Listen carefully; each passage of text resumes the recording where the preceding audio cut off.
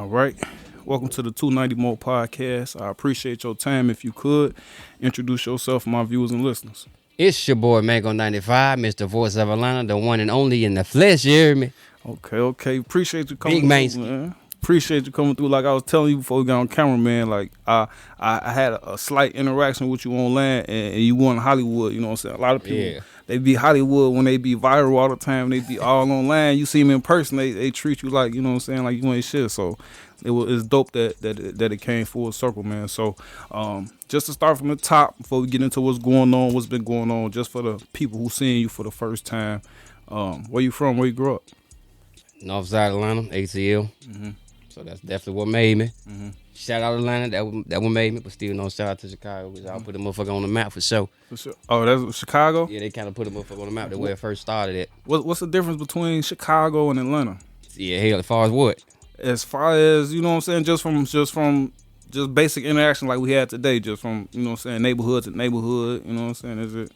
Is it a big difference? Is it Pretty much like a lot of folks know everybody down south in Atlanta, so everybody know it.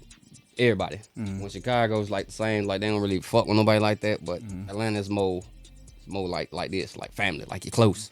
Like they'll rock with you as long as you're doing the same shit. And Chicago's like everybody just for themselves. do you feel like you get hate in Chicago? I started off that way when I first blowing up, when I first became somebody, yeah, but now it's all love. That's why I'm able to do stuff like this, because I didn't earn that. It's respect now. First used to be, I still get a little bit of trolling here and there. It's all good.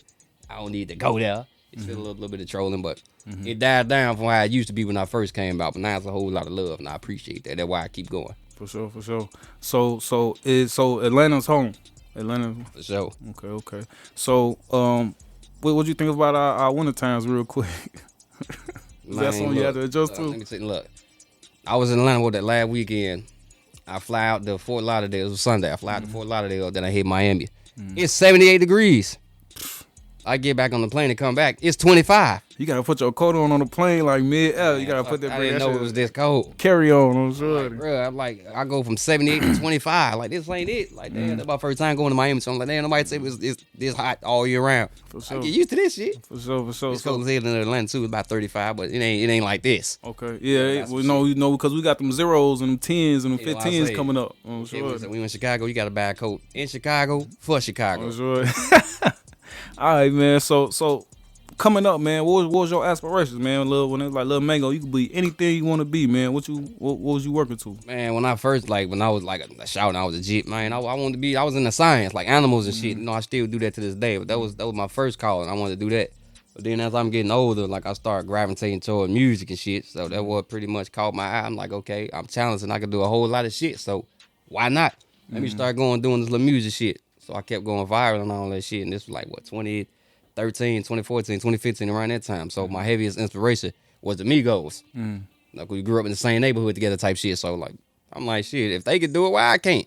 So you realize you ain't, you know what I'm saying? Like people like always say like you one of the Migos, you know what I'm saying? But you real life grew up in the same neighborhood. Same you know neighborhood, yeah. What- Not too far from each other. What was the neighborhood like? You know what I'm saying? It was the suburbs, Gwinnett County, so it ain't like, it wasn't like city, it wasn't wild, none of that shit. So we was always out in the city, out in Atlanta. But it's like the suburbs, Gwinnett County, Lawrenceville, the suburbs of Georgia. So it was kind of quiet, peaceful. Then like Buckhead, kind of, upscale a little bit, not too ratchet.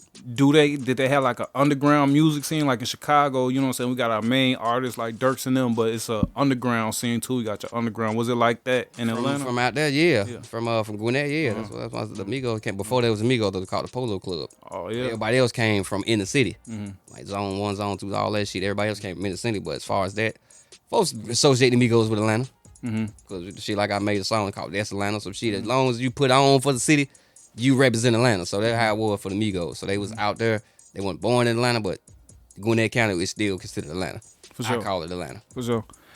How did you get into the music? How did you yourself get into the music? Cause man, look, when I was little, I used to write books and poetry and shit. When I was elementary school, so I was always good with formulating words and knowing how to put my shit together, type shit. But when the music side, I think it was like the end of 2018. I'm gonna say, my homie Dizzle, shout out my brother Dizzle Capone.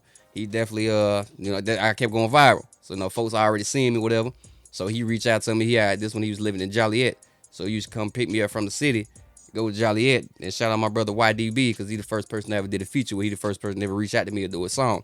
So when I went out there to my brother Dizzle crib, and he had his own home studio shit. And this was like the end of 2018 or some shit before he touched the mic. He used to take me out there, and he had his own little setup. So I'm like, I'm feeling it, like I'm recording shit. Like, so what, you was just sitting on the side, just watching while they was recording? Yeah, I used to watch him record, and he used to bring me out there because he had his own shit. Like instead of paying for studio time like I do now, he had his own shit. So he'd bring me out. Me and him, he did music too. So he used to bring me out there all the way to Joliet. And he used to, you got some shit to lay down. We late night just doing that shit. He recorded me, putting the sauce on it, and I'm listening to the shit. I'm like, man, this shit sound good. I mean, I can do this. I can do this shit. Talk to me about the subject matter on them tracks y'all was laying down. You know what I'm saying? What y'all was talking about? I had a couple of songs. Like, that shit was fun because it's fun when you do music with somebody that you fuck with. For sure. Man, me and him was like this, and we still here like this to this day. Like, you still reach out, check on me every now and then. But that shit cool when it's somebody that you genuinely fuck with. Like, this man used to come and pick me up from the city. And take me all the way out to Joliet. So that right there was just love. For sure. So ain't nobody really doing shit like that. So that's why he brought you back too, right? Yeah. For sure. Yeah. That's when I try to give back. Like I try to give resources and give people access to studios and all that shit. Because I want to do for people what was done for me. What I wish was done for me coming up. Because there's a lot of talented motherfuckers in Chicago who ain't got no resources, they ain't got no studios, they ain't got none of that shit. But they raw as hell on the mic. So I be trying to give back. And like if I got resources, I got some people who do this shit. I'm gonna put you on with them. Let them know. Let them know the price. You ain't got to pay full price. Just tell them you know me. So I'm giving back type shit. So that's pretty much how I got into that. But yeah, he was fucking with me heavy. We just started dropping a couple songs. So I'm listening to that shit like, man, this shit sound good to the motherfucker. Like, this ain't hard. As long as you know how to put words together, this ain't hard. And I'm listening to this shit. I'm like, yeah, my first ever song I did with my brother YDB is called About That Life. The feature. They used to say I was killing him on his own song type shit. But man, the first 2 days, that motherfucker was at 200,000. This is when I was living in Inglewood, though. Everywhere I go outside, motherfuckers stop me in traffic. Hey, I fuck with your song. I'm like, hey, look, man, I like this shit. I like this feeling. This was like 2018. I'm like, I like this feeling.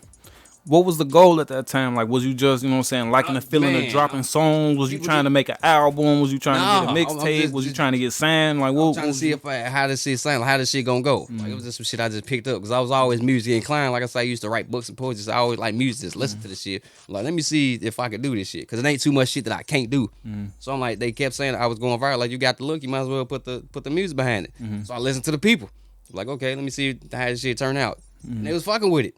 Like, I don't make bad music. Right, on sure, no. Beanie sent me some shit today, on sure. That was people be sharing my shit and telling me, like, damn, we can actually understand you. Like, your shit ain't weak. Yeah, for sure. They just don't fuck with the shit I be wearing. But as far as the music side, ain't nobody saying shit bogus about my music at all. That's why I keep doing it. For sure. So, just speaking more to that, you know what I'm saying? Talk to me about your support system, you know what I'm saying? What's your support system? Like, is it a one-man show, you know what I'm saying? You got a team behind you? It's just me. That's why, I ain't go as far as I wanted to go or as far as I should be right now because, I'm doing a lot of shit on my own.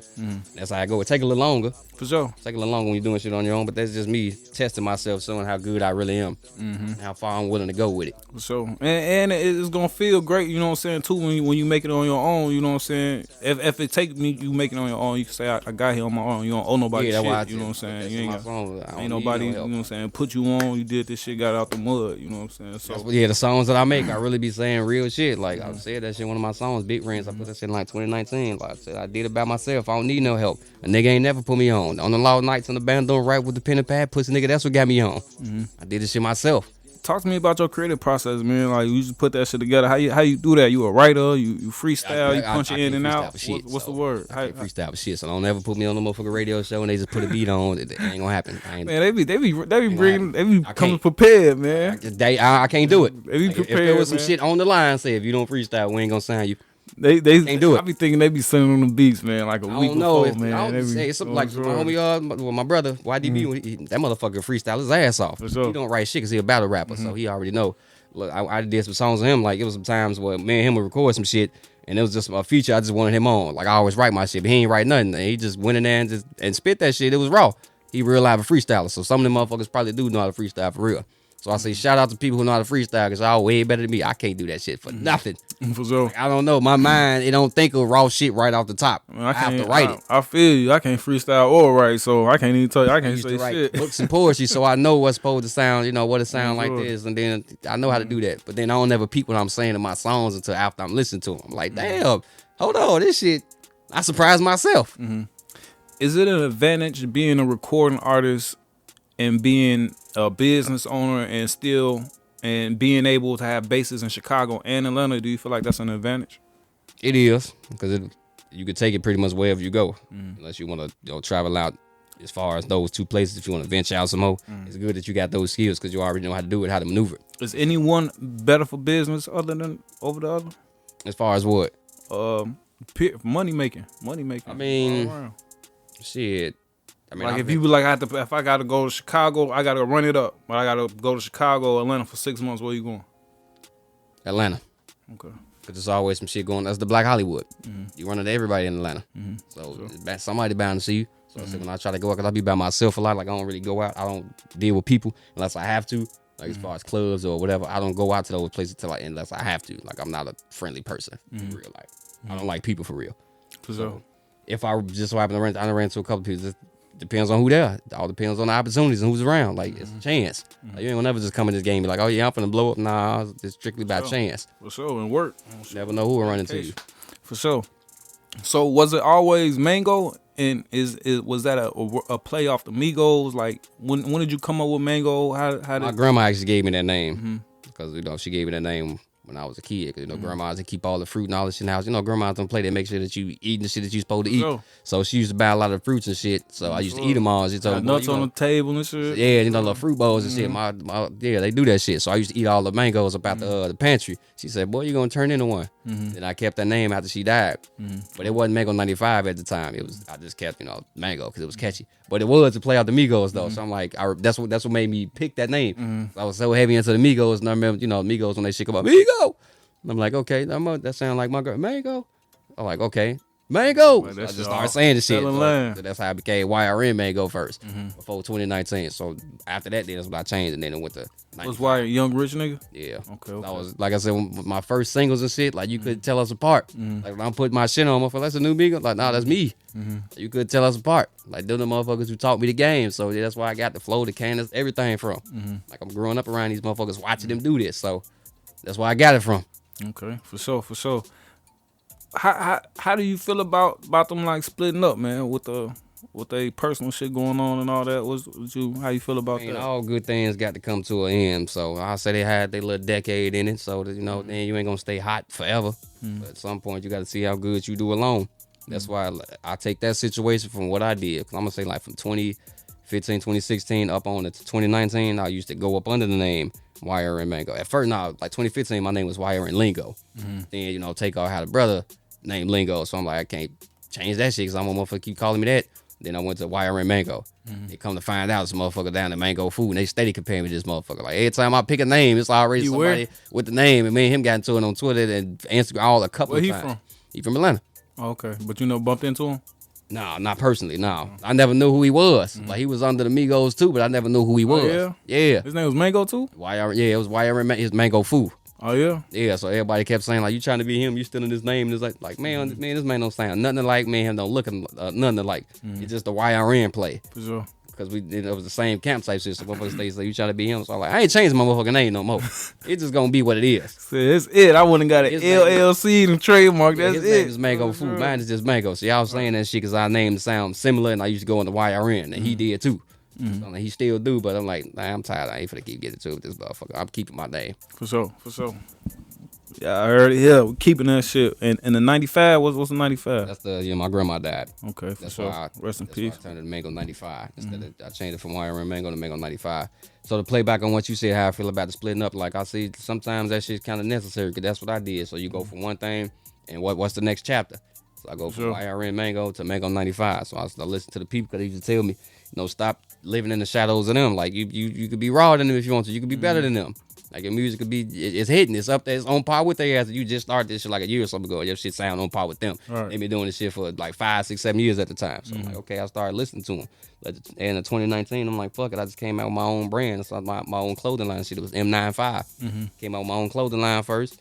Then I changed my name. Then I had my music label. So I just did a playback. So, I mean, change is necessary. So they split up. Change was necessary. I mean, they still doing their shit now, but you see how you can hold on your own.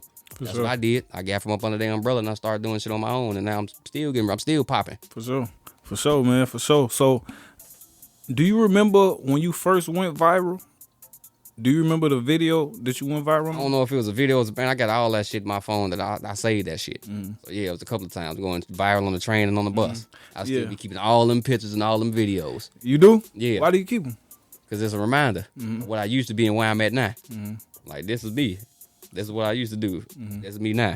I don't got to do this shit no more. I'm solidified in the game. I can still do this shit, but now I'm more in the background. I ain't got to be loud and wear all my shit on the train, on the bus no more. Cause they already know who I am now. Just off the look and the image. Oh yeah. So I ain't got to do all that no more. Now it's more the drip. But before I ain't have access to the clothes and shit that I got now. I wasn't styling the way I was styling. I did that shit with the jury. That's why that shit people took notice of. Like, who the fuck this motherfucker is? All these changes shit on the bus. Like, what the fuck? Then once I got some money, I upgraded. Now it's the drip, so now I ain't gotta wear all this shit. Now they just notice me for my clothes. Head to toe, it's gonna be the same shit. So they know me. They ain't even gotta see me. They just, that's dude. That's fool ass. Yeah. So that's Mango. Yeah. On shorty. So now I got somebody in front of me that's been viral numerous of times, man. How do you find out when you viral? Like, especially that first time, do you like be in a crib, somebody call your phone, like, hey nigga, or like how do you do one of your was like That's what did you see yourself just one day just scrolling, just saw yourself sitting on the train, tagging me and shit, and that's why whenever my image in some people gonna tag. I'm saying, do you remember the first time though? The first time, like, it's between like when a motherfucker did they hit you up like, hey Joe, somebody sharing your shit, sharing you on the bus. I'm saying it was so many times, but I think I was on Instagram at the time and I seen this shit. It be so many times, so I'm with viral so many times I can't pinpoint. Man, see, you a star, man. You gonna remember that shit, so I would have remembered. I think I do though. That's one. It was on College Kid, a blogger from Instagram. Yeah, College Kid. Yeah, it was that one. It was a picture I had. This had been. This was like 2016. I was on the train. I remember what I had on. I had a turtleneck, Fendi belt, blue biker jeans with a Louis Vuitton duffel bag with the chains on. I was just standing there. I guess somebody must have took the picture. And then that shit was everywhere. And I still got, the tag, how people be putting their little tags and shit in the picture so it's theirs. That shit got the floating everywhere. People was sending it to me. Of course, when I see some shit, people they gonna send it. Flying all over Facebook, people gonna say, hey, that's you. And to this day, people still do that. I still go.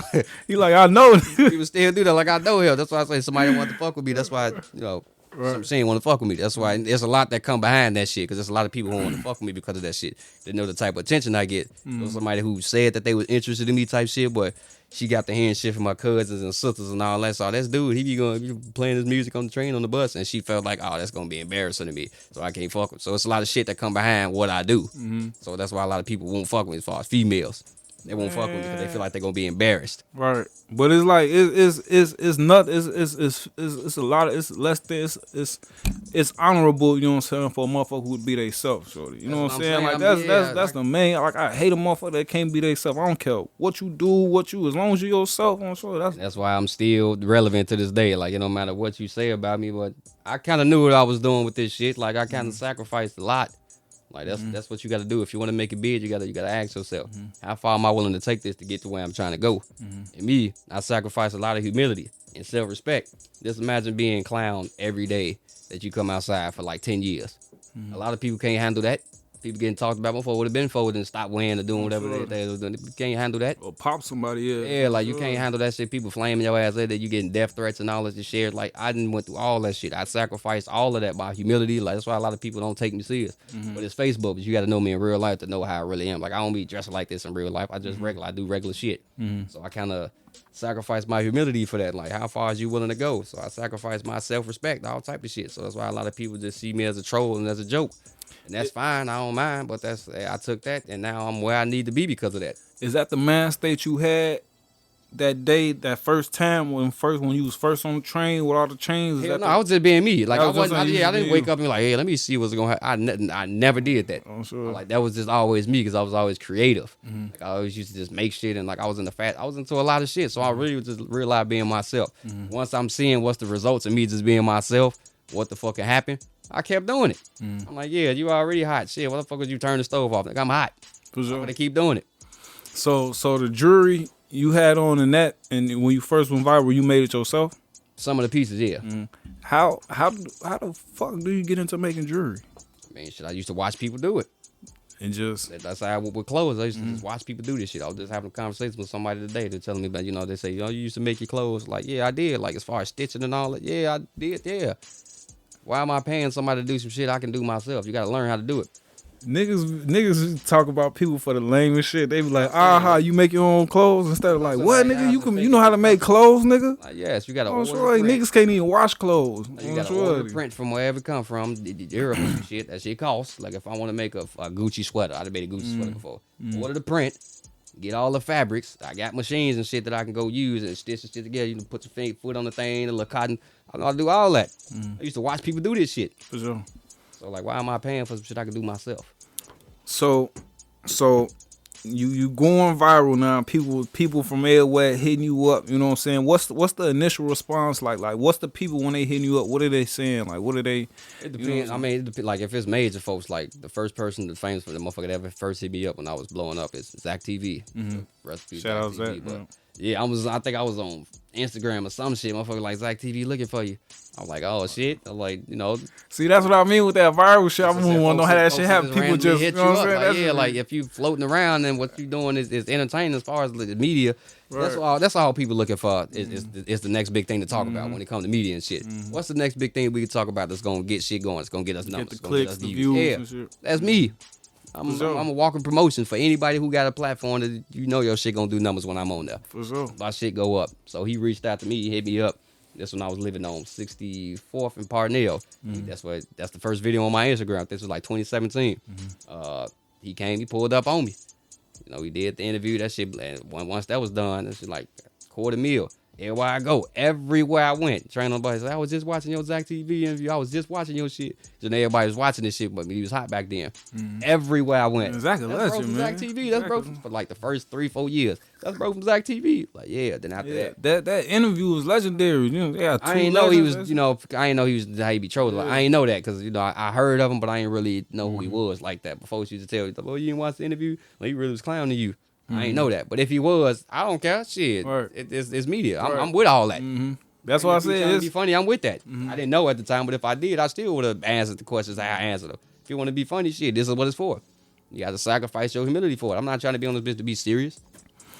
Do you ever like respond like a motherfucker be like, Joe, that's fake? Do you ever be like, you like, you know when what that I'm shit first happened, like I used to like. People used to tell me, now, they don't got to respond to every single bite because that shit was pissing me off. Like, they keep hearing that shit every single day. Motherfuckers stay saying shit about you. That's what I'm saying. Most motherfuckers can take it. Most motherfuckers can't. At the beginning, I used to be one of those. They couldn't take the shit like, damn, man, shut the fuck up. Like, going back and forth. But after a while, I just embraced it. I'm like, I don't give a fuck. Like, hate me or love me, you still talking about me. You still thinking about me. This is what I'm finna do to make you look at me. So I don't say nothing no more. I just go along with the joke. Like, hell yeah. Now I tell people what it is for real. Ain't no point in me having no more. The cat out the bag. Fuck it. You know where I get the shit from? The discount mall in Atlanta. If I ain't make it, that's where I'm getting it from. So, you personally, why is it like, why you be like, I can just get it from the discount mall instead of getting it from the designer store? Like, why is it no difference for you? Because what I look like paying 400% more for some shit I could get for less. It's the same shit. You just paying for a name. Oh, sure. You just paying for a name. Like, I'm not, fuck that. See, that's why certain people got money and certain people don't. I'm not finna go broke to keep up with motherfuckers who trying to flex and do all that. 'Cause I know motherfuckers who fly as hell, got all this, ain't got no place to stay. Got cars, can't keep gas in your shit. The fuck I look like? Asking you for money. My money. Oh, sure. It's the same shit. This shit don't hold no value. It's economics, man. man. Nah, fuck that. Mary jeans on me. What's these? $45. I think them like $1,500 pants for real. $45 for these pants. This shirt, MCM shirt. I made this. This is a shirt I made some years ago. I made this. Belt, $25. Coin pouch, $15. Fuck, I look like paying all that money for. Nah, it ain't gonna happen. And then that's why I say it's like I don't understand why it matters so much, especially for a man to care what another man wearing. First of all, in the first I get place, that shit all day in these motherfucking groups. First of all, I don't give why you would care about what another man wearing in the first place. Corny as hell. Second of all, I don't you know what I'm saying. I'm not in a designer, so I don't even know what MCM stand for. Like I don't even know. Like I don't even. You know what I'm saying? Like it's motherfuckers be corny. Yeah, for sure. I'm just into the look because I know what's gonna get people talking. Like this is all pretty much all I wear when it comes to my media. Like you can't really find no pictures of me online ever with regular clothes. You'll never see it. What are your favorite brands? All of them. All up because they expensive in real life, but I ain't making it. I can make it look expensive. So but you I don't ain't got no making it look personal favorite? You know what I'm saying? No one? Oh, yeah, for right. sure. I like all of them because they doing what they supposed to do. Like, they making me look good. For sure. Okay.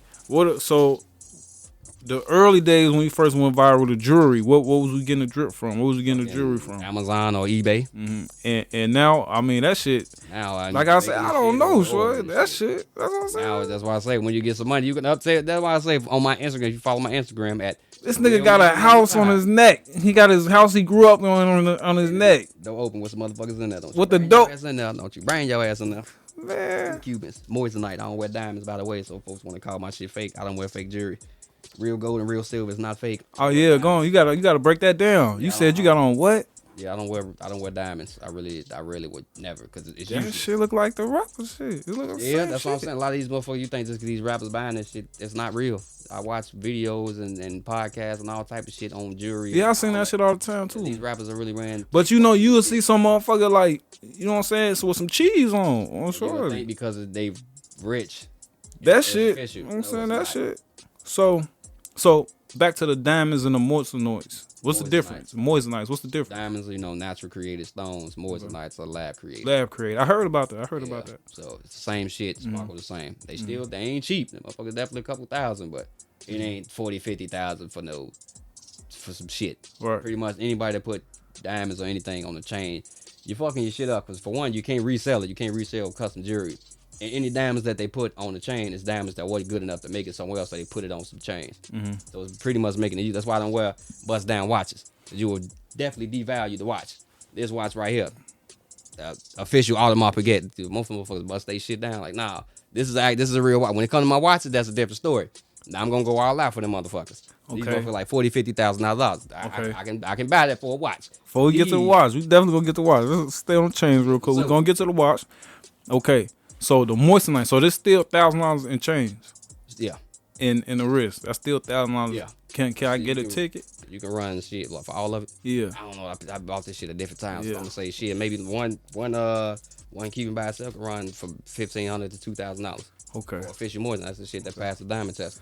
Yeah. I'm just saying, man. I don't fuck all that damn tough shit these niggas talking about. I don't know. That shit look. I was on live with Dontario ass though. He showed me his shit because Mm-hmm. he came to my high school reunion. He was there. And he seen it. So he like, yeah, I wear real diamonds. I'm like, that's fine. I told him what I wear. I wear moissanite. It's different. I mean, you want to wear VVS? Shit, 40, 50,000. That's your pockets. I ain't mad at you. I'm finna get some shit that shine the same. Moissanites. It's still hitting. Okay. I'm So spending all that for nothing. It don't do shit. That's what we act like when you spend the more money, it do something for you. Like, it don't make you a better person because you spend more money. for sure, You like still a piece of shit. telling people how much money you spend, but Yeah, so how many chains do you have? And do you got a safe? You got a, you know what I'm saying? You got a guard dog, you know what I'm saying? cases and all that shit, and I got too many to count. I don't know. I'm just obsessed with Too many. custom pieces. They ain't never came up missing. Yeah. That's a lot of One of them did. I like a goofy bitch knocked my shit off. Now this summer, I had a tennis chain. That was nice. That was a $3,500 chain. I ain't noticed that bitch was gone till the next day. Like I'm popping back out. The north side be popping around the end of June because I had a video shoot. Had a motherfucker chasing me around, grabbing me and shit, but I ain't know the motherfucker fell off my neck. I ain't noticed that shit till the next day. I'm ready to try to put that bitch back on. I I can't don't find it. notice them damn chains Those fall off your motherfuckers was neck. like, man, This it is wasn't huge. big. It's like Oh, it was small, but again, I didn't feel nothing come off. Like Tuck it's my shit fucking in, clamped. Like how the fuck did this shit come off? My shit clamped on my neck. Like how the fuck did Right. this shit come off? I ain't noticed it till I ain't even noticed the shit when I was taking it off. Right. There was so much shit going on that night. I think motherfuckers was fighting. I was out there all night, so is it heavy? what? The chain. The When I chains. wear a lot of them here, yeah, my I neck know. hurt like a motherfucker. Yeah. Yeah. And you wear them all day? When I put sometimes, yeah, You I be- really wear them and then I got them on for like an hour or two. Like now, when I put them on, it's because I'm finna go do something. For sure. Use it out all day. And yeah, that shit hurt my motherfucking neck. That shit take a long time to take off too. So when I go to the airport, I'm not taking this shit off. That shit gonna take too long. I'm already finna miss the damn. So flight. when you go to the airport, you gotta take that off? Hell no. I tell them they say something you got. I'm not taking this off. No. So I go through the thing, but you gotta put your hand up. I'm not taking this shit off. It's gonna take too long. I missed my flight fucking around taking this shit off. When I come to the airport, I got everything. How long it take to put it on? And sometimes, I mean, shit, it depends on where I'm going and what outfit I'm wearing. Sometimes it be hard as hell to piece what you gonna wear with what. And you style the jewelry, like what chains sit on top of each So, other? yeah, all that shit matters to me. Right. My image matters. So when I'm going out, it's to really do some shit because I'm trying to be seen. So all that shit matter. It says sometimes that shit can take up to 4-5 minutes just taking that shit off and put it on. Okay. Let's go to the watch, man. You gonna have to explain it to me. I don't know. Like I ain't know.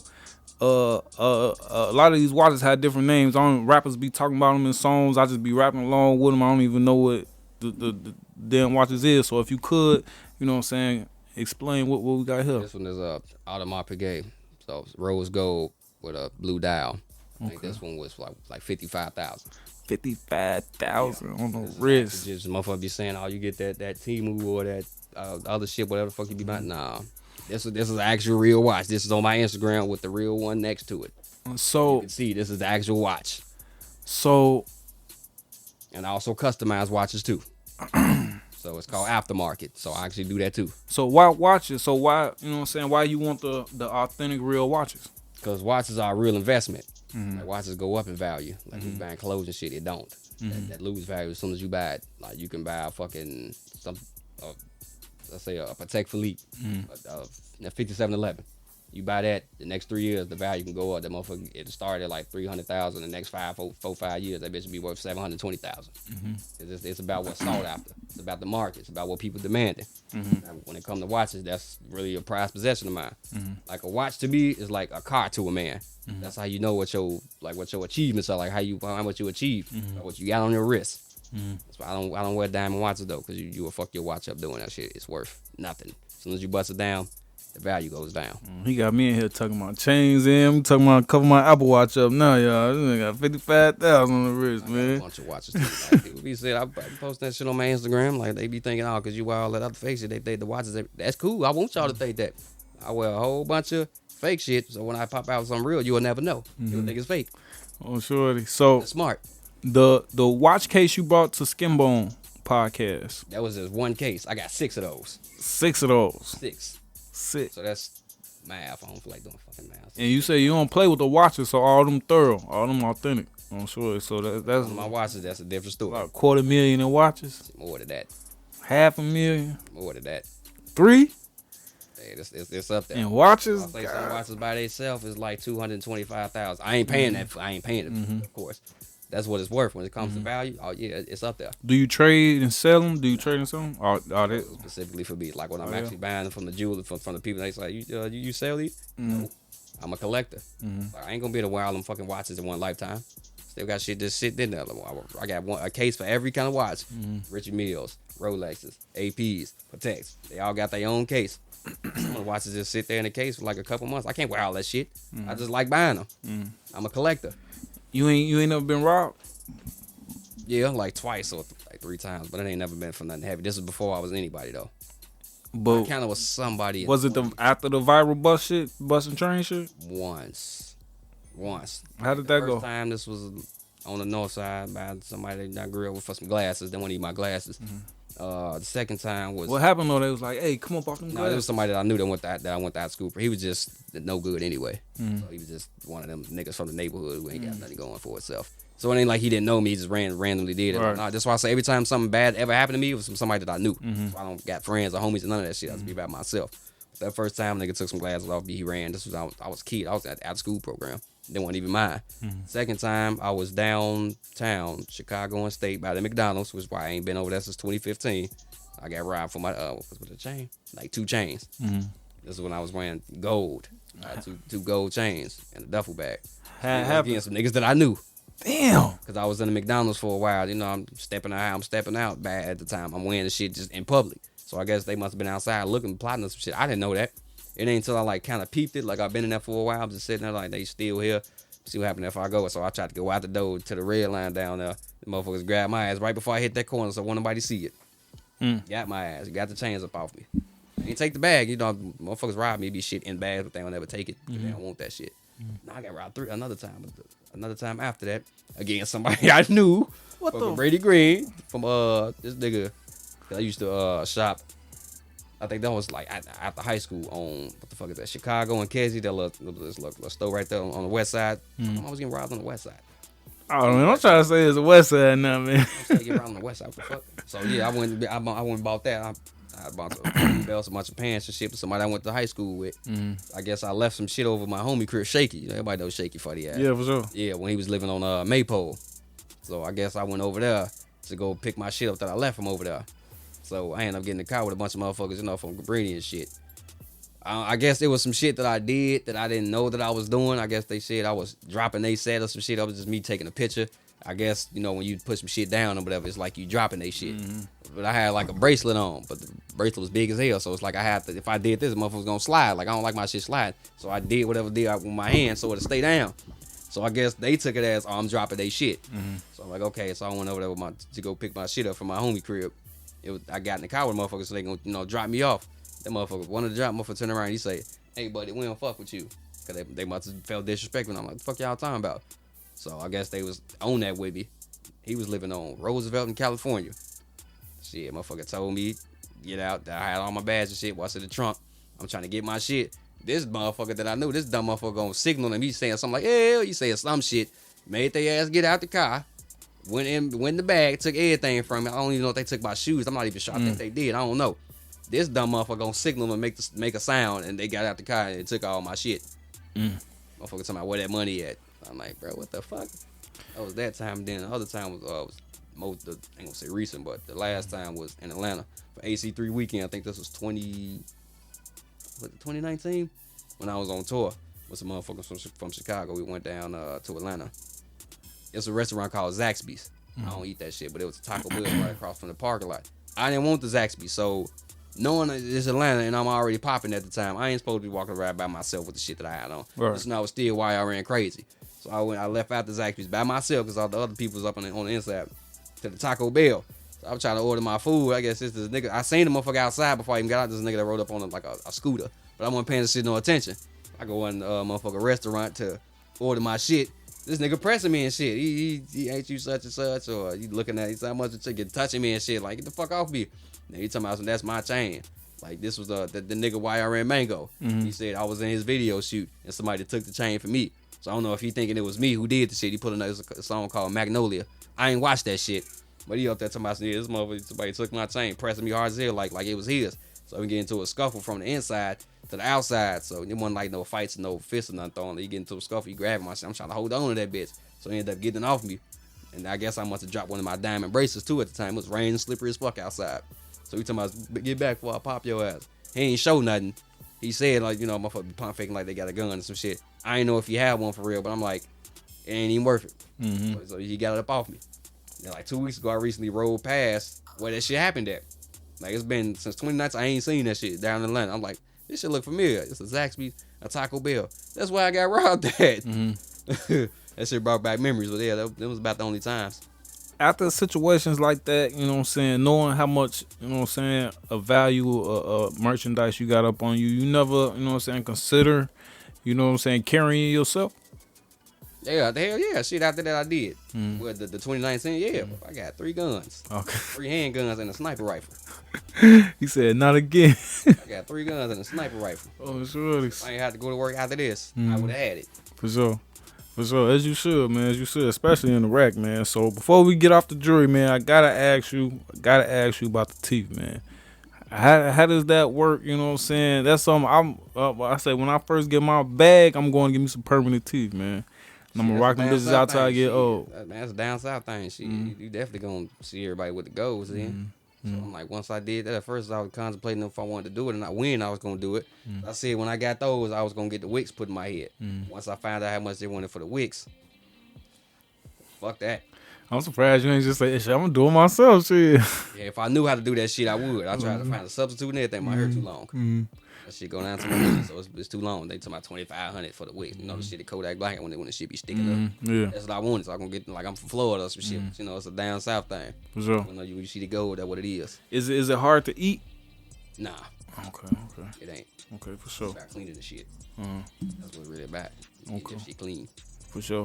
All right, man. So since you became viral, you know what I'm saying, you started going crazy with the music, you know what I'm saying, doing interviews with other people, started working with other people, Shaky, Skinbone, stuff like that. How did you get in tune with them, you know what I'm saying, and start working in that range? Like, you know, you mentioned being able to accept humility and stuff like that, but how did you get to working with them? How did that conversation come around, and what was that relationship like? Shit, I grew up with Shaky ass, so when I was living on the west side, when he was living out west on Jackson and shit, so before I was even doing anything, like he used to make me, like he still be doing about that. Like he was one of the first motherfuckers I seen actually making music and shit. That's why I used to do this shit over there. He'll pull up in the car listening to his shit. I'm like, this shit raw as hell. Like I used to fuck with his music. I still do. So Yeah, Shaky decent on the music too. I'm sure. that's what I'm saying. When he first started I'm this sure. shit, I was right there. I was like we grew up together. So I was living on one block. He was living on 2 blocks behind. So we outside all the time. He pulling up, listening to his shit, all type of shit. I'm going to when he moved on Maypole, like he had his shit in the basement, making the songs. He had some of the guys come over and I'm seeing them do this shit. So I'm like, that's kind of like was my first inspiration. This was like before I had kids. So this had to be like 2012, 2013, some shit like that. Before I was even fucking with the Migos like that. So he was one of the first motherfuckers. Like everybody that crowd from the Greens. So it was him. So he's still doing this thing and I ain't Skinbone like shit. I was hot. So he hit me up. So it's again, like when you hot and you popular, motherfuckers is gonna find you. That's how it goes. So he hit me up and see, it's been like it just made a year in October. We did that first skit out west at the Shamrock. At the Shamrock. And I pulled up on him. And we ended up shooting that shit. After that shit, it was up from there. They introduced me to the group. Burn Pole, motherfucker, Lowdown, Uncle Hank. Had you had any experience like in that field before then? Hell no, I was nervous in the motherfucker. I still up to this day. I mean, they do that shit daily, but even to this day, like if I want to get a motherfucker in the skit, I still be nervous. I'm still nervous. Yeah, because that's like acting. Like I used to go viral and blow up just by not saying I'm sure, shit. by being yourself. I'm sure. I didn't have to say none of these pictures. All I got motherfucker got to do is take a picture, and it's gonna blow up, and I'm everywhere. They do that shit because they do comedy and they good at that shit. So they talking, they actually acting type shit. So yeah, like my first skits and shit I was doing with them, I was nervous in the motherfucker, like, cause they somebody's to me. Like I don't want to fuck y'all shit up. Like I ain't got no experience with acting, talking. I ain't got no experience with being active and talking and being funny. I'm just being funny. It's about putting some shit on and just let the motherfucker take a picture of me. Right. That's my experience. They really do this shit. So after working with them, I really want to venture into that territory. So that's why I started doing my own shit, my own little skits, and started getting a little bit more comfortable and familiar with that shit. So it was a privilege for a motherfucker to hit me up and actually work with me. So they introduced me to everybody. So I'm like, damn, these motherfuckers, they really do this shit. And I'm seeing like I got y'all a team. Like I fuck with that type of shit. To have a team and homies and shit. I be missing that feeling though. I ain't gonna lie. Yeah, for sure. They go crazy with that shit. Yeah, they do. I don't know if the relationship probably didn't got since the Halloween party, but I be thinking about that shit all the time. I don't think it's the same no more. But with the group, with the whole group, with that As far group, as me, as far as you, okay. I don't know. I guess they must have felt some type. I don't know. I may be overthinking it, but I'm just going off what I see and what I feel. Yeah, for sure. We was definitely gonna get into it, but since we're talking about it now, so the night of the Halloween party, we start a little bit before the Halloween party. So what was your role? Was you just a guest? Was you performing? Since they fuck with me, so we did some shit like maybe a week or two or some shit before that, or some shit on Cicero at the Atrium. They had the little comedy show. Motherfucker invited me out. Like if since they fuck with me, since we be working together, yeah, I'm all access. So they treat me like they own. All right. So motherfuckers fucking with that shit. Yeah, I guess we go to an after spot, kicking it or whatever. It's cool just to be around them. So I guess after that, the Halloween party was the next event. So I'm seeing it. I'm like, yeah, motherfucker Hanky called me to come on out. But the address that's the Van Buren address, the shit that was at first, it got shut down. Like somebody called the city or whatever. So it got moved. So that wasn't the location. That wasn't even supposed to be the location. So it got shut down. I'm getting there. I see the motherfuckers in the, once I walk in, I see motherfuckers staring and talking. So I see some motherfuckers I know. I'm like, oh, this finna be a fun ass night because we finna do our shit. Because I had a video shoot. So I wasn't coming as no guest. I came because the motherfucker invited me out, but I don't party. I don't be doing all that shit. So that's why when I got on news or whatever, I'm telling people I was a guest. I was a performer. You was gonna have the video shoot at the party? Yeah. Oh, it's gonna be hella people in I'm that saying. Like video. when I'm shooting my music videos, I know how to capitalize on shit. That's what I'm saying. Especially the song I had. When bitches hear music, it's gonna be ass shaking at every party. So the song that I shot, it required that shit. But I guess my cameraman, he got there a little bit late. So by the time he get there, man, it's packed like a motherfucker in that party. Cause that little ass space, they want the original spot. Like it was supposed to have been two sides, but that motherfucker shoulder in that bitch. So shoulder to shoulder? Yeah. So he couldn't really get shit. That's why we had to go in the back and shoot in like the open backyard area. So we got like two scenes back there. I guess he must have got some B-roll or whatever on the inside. He got to hold this motherfucking camera up because there's too many fucking people. So that's why, I don't want him to really use none of that shit. I like my shit to be a certain way. But it was too motherfucking packed for a motherfucker to film in there. Like, shit, it's too packed. So we shot in the back. So y'all shot him back. The party's packed. What's going on with this pack? Well, people just Shit, motherfuckers, partying, doing what the fuck they do. But I guess around like 1:30, that's when all that shit was finna jump off. I guess because I was towards the front already. Like this was like 5 minutes after motherfucker film. That shit had went down. So like I ended up coming from back there. I'm moving to the front because I guess my cameraman had to go check on his car. So I had to walk back to the front. He left, went to go check on his car. Well, he was on the boo list. Nah, just the West Side. Yeah, He don't really come to shit like that. Like I ain't mad at him for that. Like I ain't mad.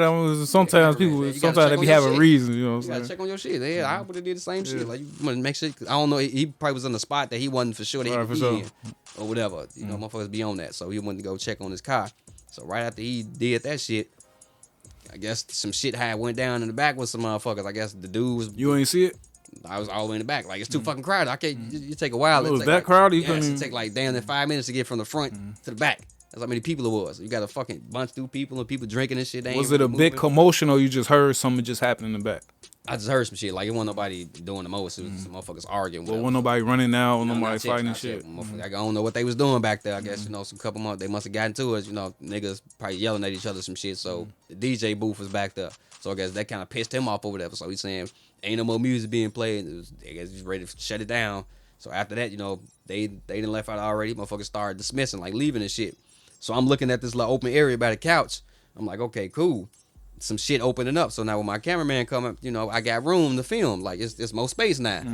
Right before that shit happened, I turned this way. Shit, the motherfucker came in and busting.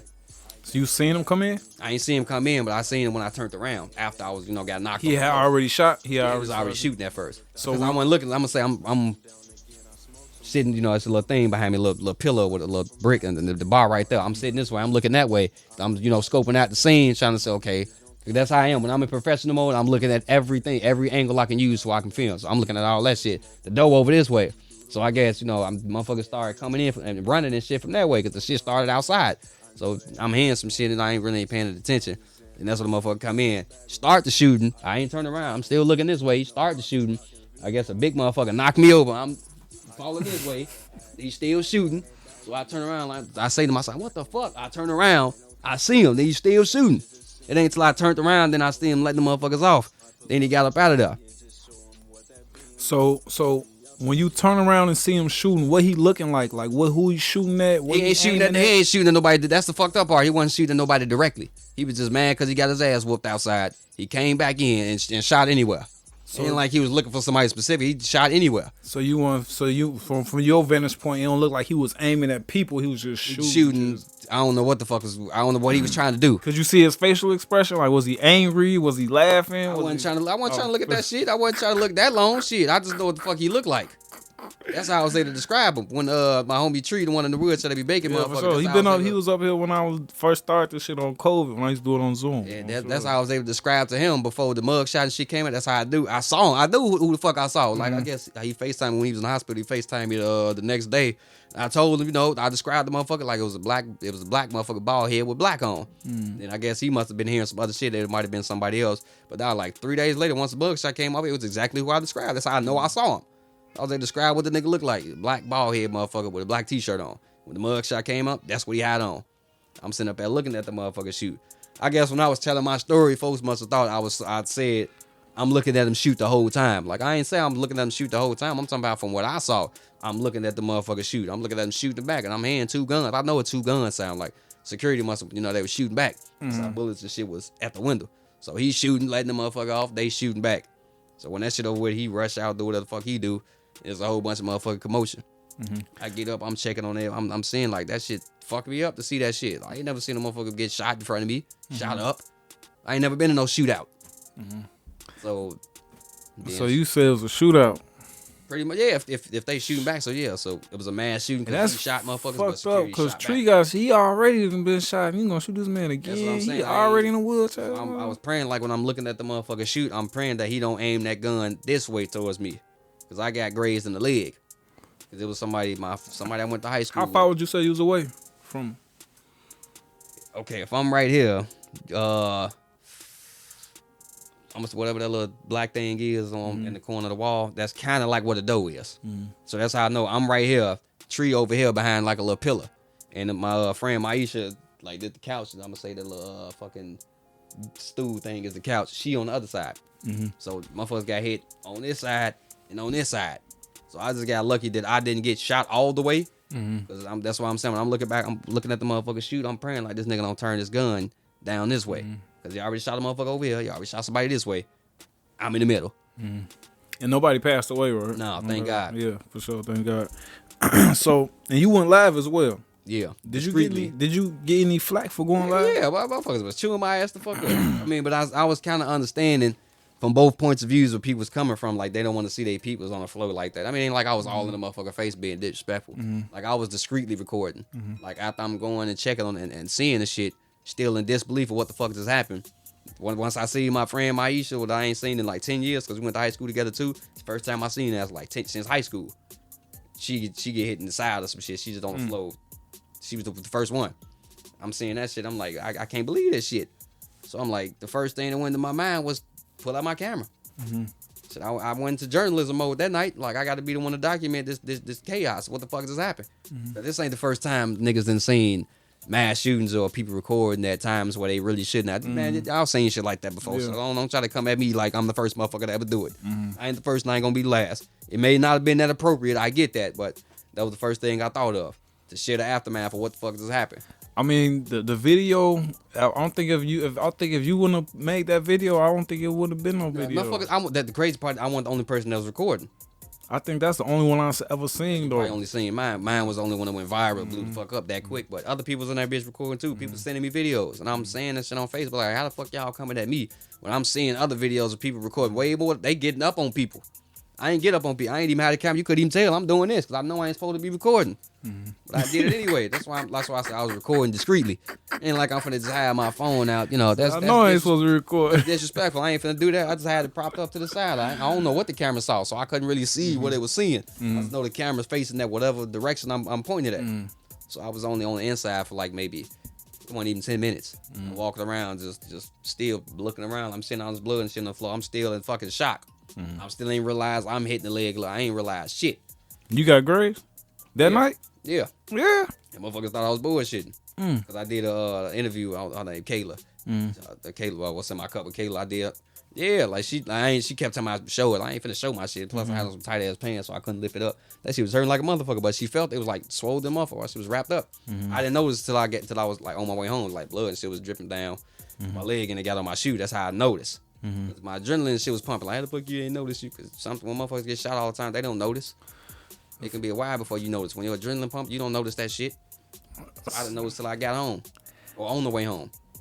How did you end up on the news, and did they try to like buy the video from you or anything like that? No, shit. After all that shit happened, I got a lot of flack for this shit too, because motherfuckers kept talking about, you more worried about your hat than these people on the floor dying, and cause I kept asking for my hat and my robe and shit. If you saw that shit, or if you watched the video, I kept saying it. That's what you were saying in the video? Yeah, because I'm outside, it's cold, and I'm getting rained on.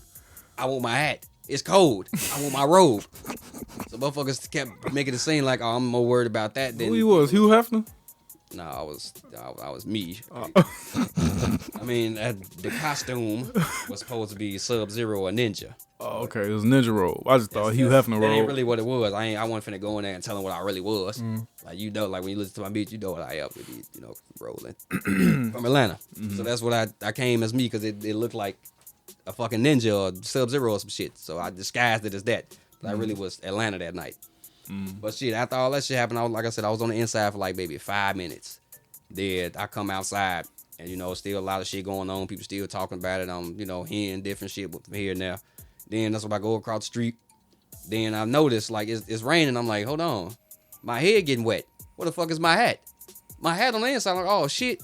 Like, damn, can I go back and get my hat? They said, no, you can't go back in there. Once you leave it as an active crime scene. So y'all seen motherfuckers, car keys on the floor, all type of shit. So they say, no, you can't go get the hat. So I'm steady at like, damn, my motherfucking hat now. So that was an $80 hat. I ain't got another. We gotta fucking replace this hat. Then I asked the police, then, can y'all go in there and get my hat? Say, no, can't nobody go back in. I'm like, this about a bitch. Now I'm getting cold. Wait a minute, where my robe at? My robe in there too. So I'm asking about all my property. So that's all I kept saying. I mean, I said it a few times. I wasn't just talking about that, but people say, you steady worried about that hat. You steady worried about that robe. You could have been dead. Those people in there laid out on the floor fighting for their life. I can't do shit for them. I'm out. I'm out. I'm not a paramedic. I can't do shit for them. The police and that. They got that. I'm worried about my property. Because now I can't get my shit back. Did you ever get it? Hell no. Damn. I'm sure. Hell no. Would you notice if somebody was wearing it? Man, then might finna wear that shit. Man, I would have, yeah, because I'm the only motherfucker with that robe. Oh, I made that, Nick. Can't even find that robe no more. I went back to Atlanta where I originally got it from. They don't even got that. They got different colors. I want my blue one. I got a red one and a black one. I want my blue one. So you say you got flack. I'm sure you got flack online from it. How did Skin Bone, Hank and them, how did they feel about it? Shit, that's what kind of hurt my feelings about Skin Bone by calling me a clout chaser. Once he got on, because once all that shit was happening, like after when I was on my way home, I'm calling everybody that I know that got hit, calling their ass, checking on them. That's the first thing I did. So it couldn't have been no clout shit. I'm real live concerned. He just worried about a live video. I real live called everybody that I knew was involved in that shit, calling, checking on motherfuckers. And then nobody hit me back because there was pandemonium going on at the time. So it was like 2 hours later once I damn near got home. Shit, I called Skin Bone and he called me back. But I'm up the street from my house. By then, I'm like, you all good? You safe? You good? He said, yeah, I'm at my baby mom crib watching TV. I'm like, okay, cool. But he said, I said, yeah, everything cool. I did see you went live, though. That's all he said. Like, yeah, I did. And I brushed it off. I ain't really trying to go into detail. I'm like, yeah, I did. He didn't really say shit else about it after that. I'm like, yeah, I'm just glad you all good. I'm on my way to the crib. I'm finna lay down. So that was it. Next day, once he get on this live, he was, describing what happened. Then he said that shit. Like, yeah, motherfuckers worried about Cloud. Like, yeah, Goofy, yeah, Cloud Chaser. I'm like, bro, you could have just said. He said your name? Yeah. That's how motherfucker knew he was talking about me. He said, yeah, Bago ass. Yeah. Cause I guess, I don't know, cause I guess the video wasn't that popping. It wasn't all over yet. This was like 2 hours after. So I guess throughout the hours, the shit was everywhere. So I guess maybe motherfuckers was looking at him sideways like, this your event. Probably blaming him for the shit. Cause he got on live saying that shit like, it wasn't his fault. Like, him, motherfuckers blaming, even though it wasn't his fault. Like, you have to explain that shit. Like, why y'all blaming me? Like, this nigga wasn't even from here. So I guess my video is what shed light on what happened. Because my shit went viral. It was everywhere. So I guess he about to feel some type of way and shit, called me as a cloud chaser because he was getting flack because of it. That shit hurt the motherfucking feelings when he said that shit, called me a cloud chaser. I'm like, come on, man. You could have said this shit to me when we was on the phone when I called you that night. You ain't say none of that. You wait till you get, your audience for you to say that shit to talk about me. I don't like that. Like, we entertainers, everything we do is for clout. Have y'all talked since? Nah. I kept calling and texting shit. The next day when I went on the podcast, I tried to call him and text him, like, nothing. Then I seen him like 2 or 3 weeks later because he had another event out in the burbs close to where I used to work a while ago. It was this little, I didn't know it was a strip club though. So I went over there like, shit, usually when we see each other, we'll be cracking jokes and shit, and because that nigga funny as fuck. Like, I still fuck with him. Ain't no love lost with me. Like, just the sight of this nigga can make me just bust up laughing because he goofy. Like, he's funny as shit. Like, I look up to this motherfucker. So, usually when the motherfuckers see each other, he'll have some funny shit to say, we'll crack jokes. But the vibe wasn't like that no more after that. Like, it took me some hours to say something to him. Like, what up, Boney? What up? It was like all dry. Like, so I kind of figured like, yeah, their relationship kind of dwindled. But I was calling Hank ass the next day because after, he got hit in his arm and shit, I'm calling him, checking on him and making something like that. We still cool. Like, I seen that shit. I want to make sure we still cool. He said, yeah, we would, man. He said we was. And we ain't really talking to him after that. But then, once the night of that, the event at the club, the strip club shit, I walked over there in the session. I'm doing fucking lowdown to me. I was like, look, hey, there go Mako right there. So I don't know what they be saying behind the scenes. I don't know. I don't know if they be talking about more, whatever the case was. I don't know. But, I dapped them up, but it just felt kind of off. Felt weird, and the vibe wasn't the same. Like, I really hope these motherfuckers probably don't fuck with me no more after that shit.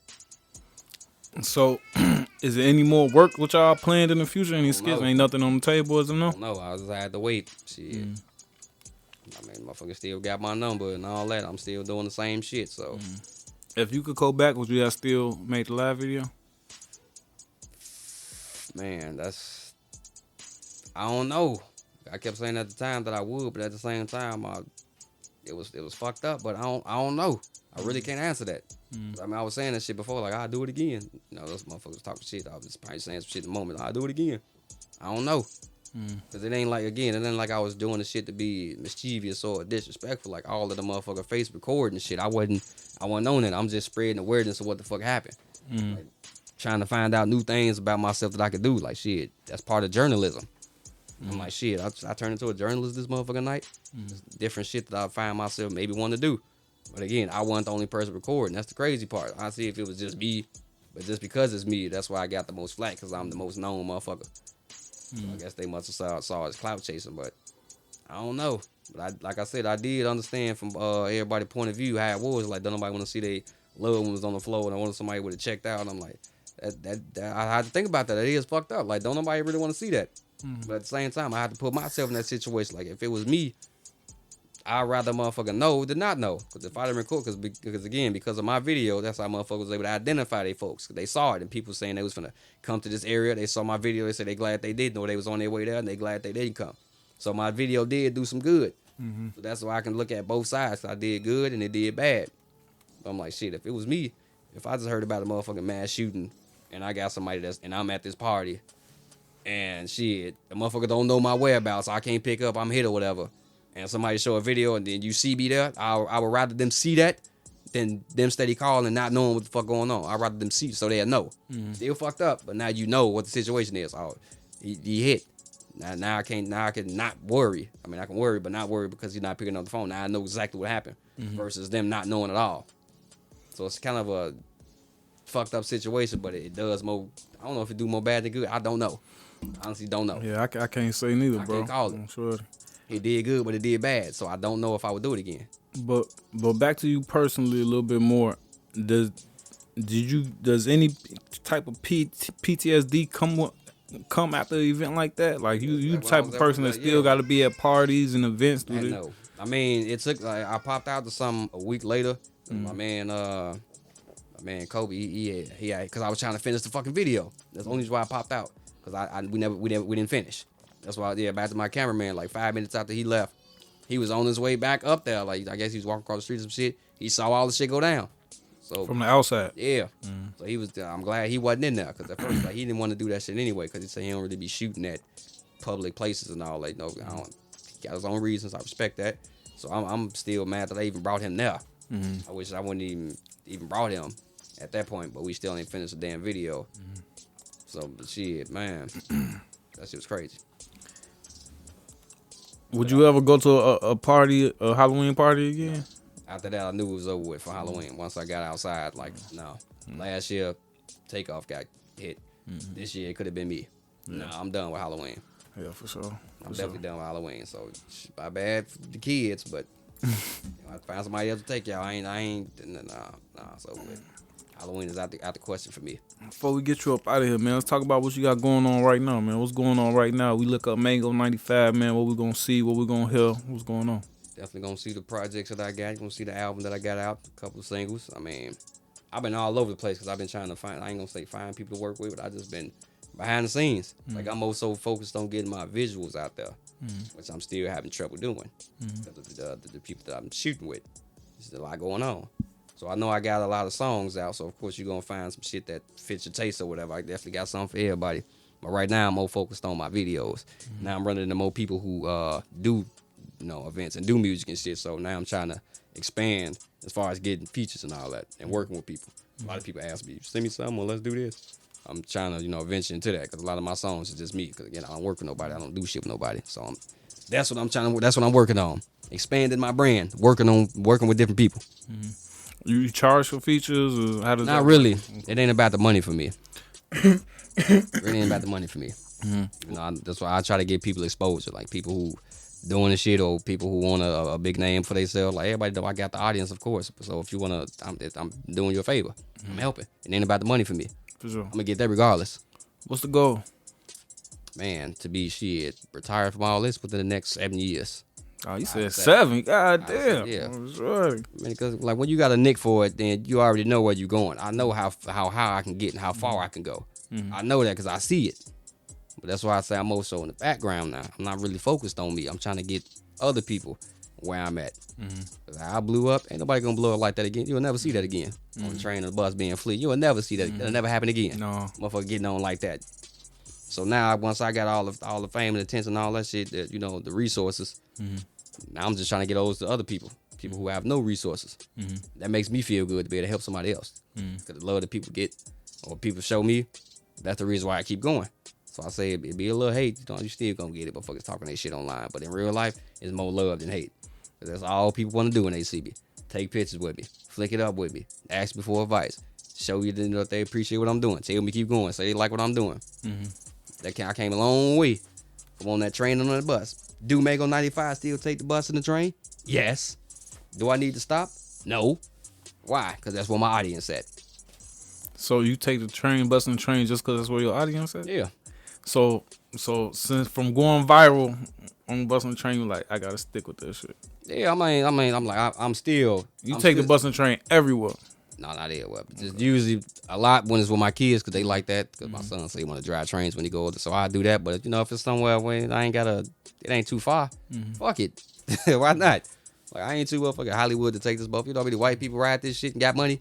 It's like just because I got this shit and I done blew up a little bit, I can't ride this motherfucker no more. Motherfucker, you on this bitch, so you can't say nothing about nothing. You on this motherfucker too. Right. Like I'm on here by myself. Like it's just me. Like I'm the richest motherfucker. Ride the no, it's other people on this bitch. People got money and still ride the train on the bus. I ain't gotta pay for no gas. I ain't gotta pay for no Uber. No none of that. It's free. I'm all about saving money. That's why I wear the shit that I wear. For me, yeah. Man, I can't remember the last time I paid for the little card. I keep the same card in my wallet. Damn well that bitch ain't got no money on. I know I ain't supposed to be saying this. I don't give a fuck. Knowing that bitch ain't got no money on there. Tap. Oh shit, how many rides? This is I was at the airport, O'Hare. You got to get on the blue line if you coming back to the city. All right. What line I hit him with every single time? Then it hit the little red. Like, I go to the booth. Excuse me, how many rides you get? Don't you get 3 rides off this card? Yeah. Then they say within 2 hours. I was like, with 2 hours? Oh, I ain't know that. They ain't tell me that. They just told me for $3 you get 3 rides. And then it's like, oh, you gotta buy a new one. Like, I ain't gotta pull out a big bill. I ain't got no change. I'll just be standing there like, I ain't got no change. Like, can somebody give me change? And they let me on. So you do that shit I ain't paid for the train and the bus since high school. You remember the orange cards that you put in the bus? The reduced fare cards, of course. 15 in the pack. I'm sure. I ain't paid for the train and the bus since then. I get around for the free ski.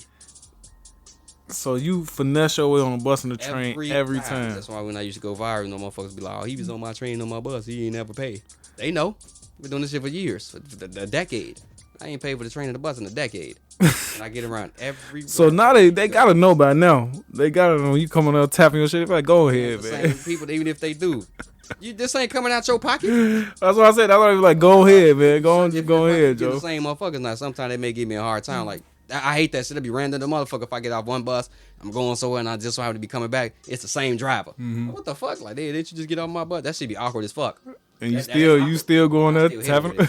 It's awkward because I like, damn, how the fuck am I finna finesse this? It used to be different people. Hell no, sure. Motherfuckers applying for the CTA every day, so you go see some different faces wherever you go.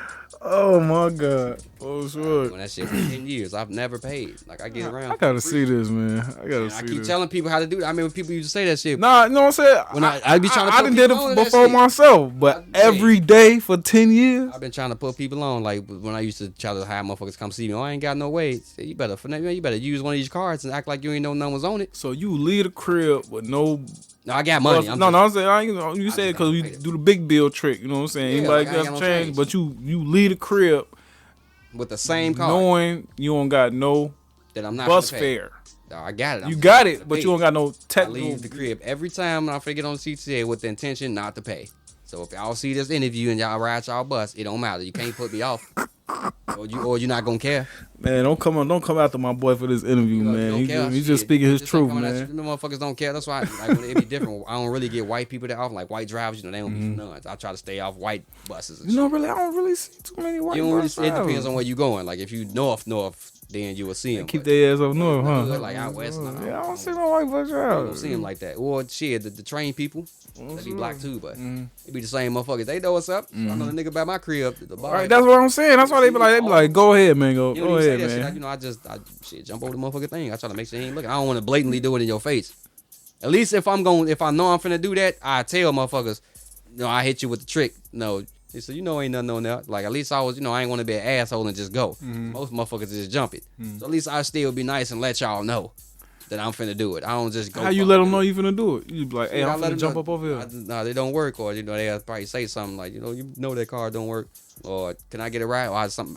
Rarely I would say that. Can I get a ride? Because I don't like asking for shit. So they be like, you know that car don't work. You be like, yep. Just So I say, I mean, yeah, I knew, I hit him with my charm or some shit, smile and crack a little joke. hell I'm funny. no. So at least I'm like, shit, at least I was, because sometimes, they won't tell, I don't think they allowed to do that. Be like, oh right. yeah, you can go. They just say, if I don't see none, I don't see no, I don't know.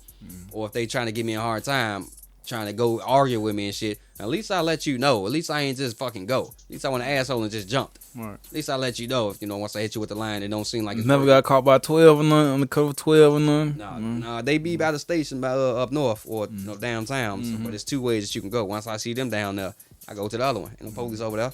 I did that shit when I went to the airport. Like last time I did this shit, I offered the nigga some of my popcorn. He let me get on. You got to bargain with these motherfuckers. Give him something. Man, that sounds like Had too to much bust work, some hot man. popcorn. Shit, he talk about y'all doing the popcorn like shit. You get some of these motherfuckers if you want. He put the napkin down. Gave him some of the bitch. He came out the booth. Tapped the card. I went to the airport. You like, it's Gotta just give on him something. time, Joe. Oh, Give him sure. something. Shit. Man. Give him something to work with. Man, it's crazy, man. I'm so appreciate you was able to come through, man. This is a big interview for me, man. Big for the platform, man. Appreciate you coming through with all the drip, man, with the knowledge, man, with the free game, man, with the stories, man. If you could, let the people know where they can find you on social media, where they can link up with the music, all that good shit. Definitely find me online at Mango95. You can just Google that. Everything gonna pop up. Instagram, the real Mango95. Folks who got me on Facebook, you know my real name, Andre Williams. So that's all. That's pretty much all I use. So you will pretty much see me floating around, even if y'all don't know me. I'll find y'all. My page will find y'all. Okay, for Once I go viral with shit. Definitely appreciate you coming through, man. I hope this is one of many, you know what I'm saying? Like I Definitely, said, man, you sure. know where I'm at. It's an open door policy. If you want to come through, talk your shit. Hey, Mo, I got some shit I got to get off my chest. We need to drop this shit this week. Yeah, I said that. If I would have then when that shit happened, the first one, the second motherfucking place I went to, that would have been, everybody was on my ass about that. Every time I went live, they want to see what he talking about. Every video was 15,000, like, Well, shit happened. well, you know, a man of your stature is gonna come up again where they, you know what I'm saying, where everybody gonna be looking for you, man. So y'all gonna be able to find them right here, man. So enjoy the rest of your evening. In a minute, Section up. Once gang. When I lost my dog to the streets, it ain't no beef. They wings, watch the shit, who you gon' call it? Ain't no cheese.